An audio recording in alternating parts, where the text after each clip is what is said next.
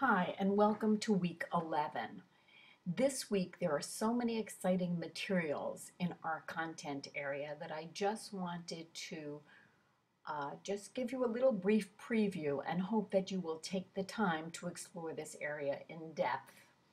So first, we have 4 websites that will take us outside of Blackboard. The first site is Facilitating Writing for ELLs.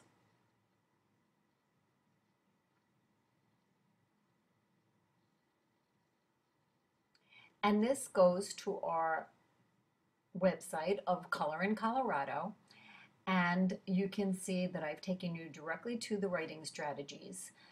There are other resources for you to explore, links for you to click on, so make sure that you take the time to do that and perhaps bookmark the things that will be of use to you.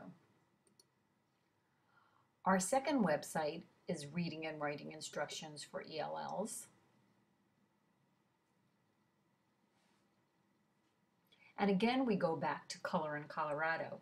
And this time we can see strategies by grade level, both for reading and for writing, in addition to some recommended resources as well.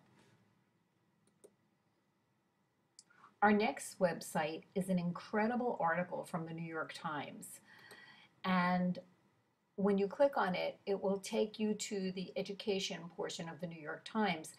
And I'm not sure if you know this, but you can have a subscription for free online to the Learning Network section of the New York Times, which gives you wonderful, wonderful resources and lesson planning categories, and you do not have to pay to access this.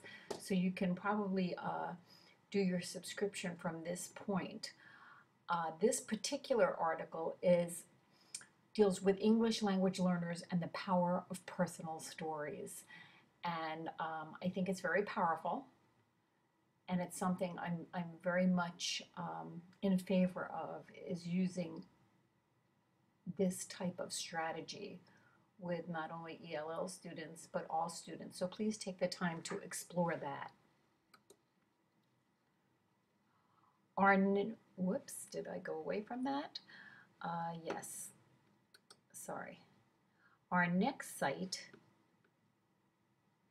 let me get back there real quickly,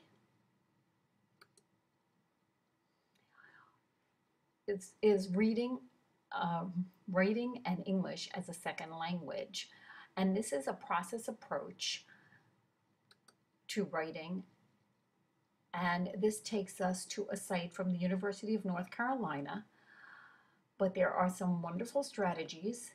And again, if you're not familiar with this site provides a lot of nice resources that you have access to.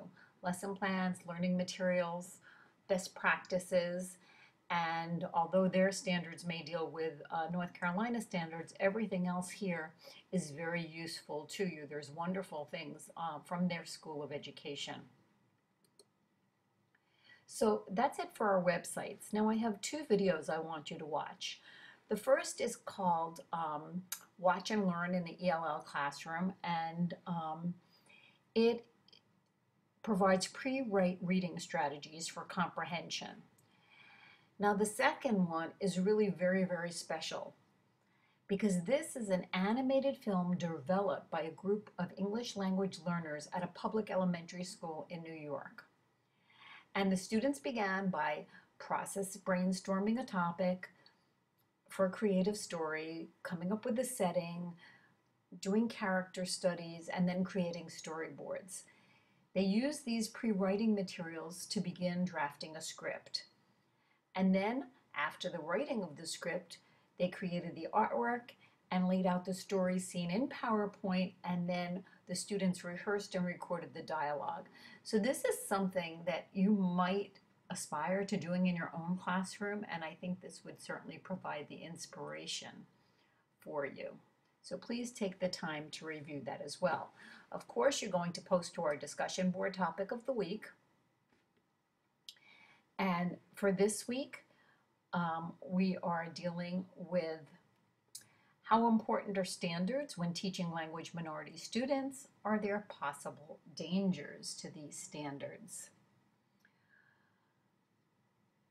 And one more time, let's go back to our weekly assignments.